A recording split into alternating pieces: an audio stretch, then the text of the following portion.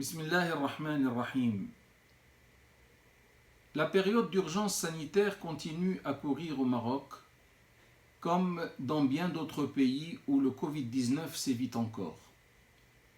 Toutefois, les conditions de confinement s'allègent progressivement, au vu du tournant favorable que la pandémie tend à prendre. Cela nous pousse à rendre grâce à Allah en disant du fond du cœur « Alhamdulillah ». Cette très belle prière devrait en réalité être sur la bouche de tout fidèle, car c'est la première phrase que nous rencontrons dans le Saint-Coran, mais c'est aussi par elle que le musulman doit exprimer sa gratitude à son Seigneur pour tous les bienfaits dont il le comble au jour le jour et tous les malheurs qu'il lui évite sans même qu'il ne s'en rende compte. Cette belle prière nous est enseignée dans le livre sacré dans 23 versets. Et je voudrais, si vous me le permettez, vous les citer pour que chacun de nous aille à leur rencontre et les médite avec soin et en fasse des sources de bonheur intarissables. Le premier de ces versets est bien sûr celui de l'initiatrice, où la louange est associée à l'attribut Seigneur des mondes, Alhamdulillahi Rabbil Alamin.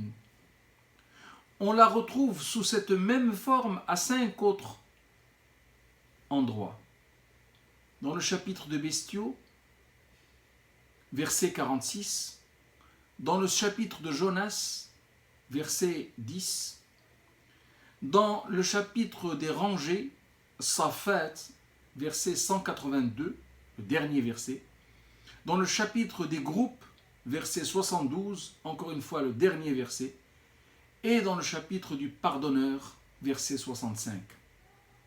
Dans les 17 autres endroits, la louange est associée à divers attributs divins, comme par exemple celui du pouvoir créateur, ou celui de la guidance, al-hidayah, ou encore celui de la subsistance, al-rizq, et des bienfaits qu'Allah accorde à ces sujets.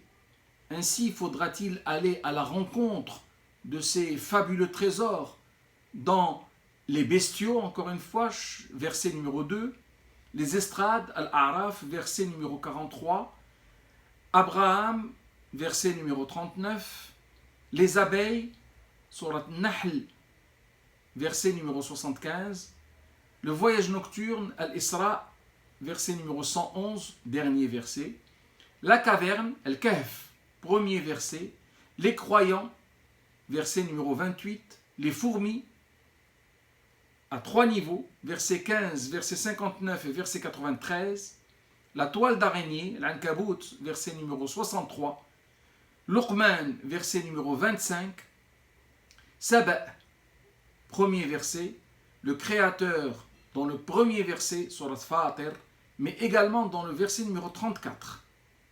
Et enfin, dans le chapitre des groupes, au niveau du verset numéro 29 et au niveau du verset numéro 71.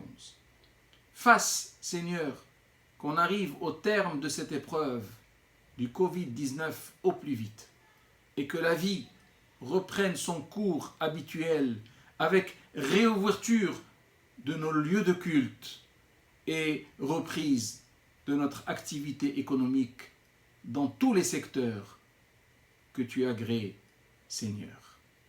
Amen.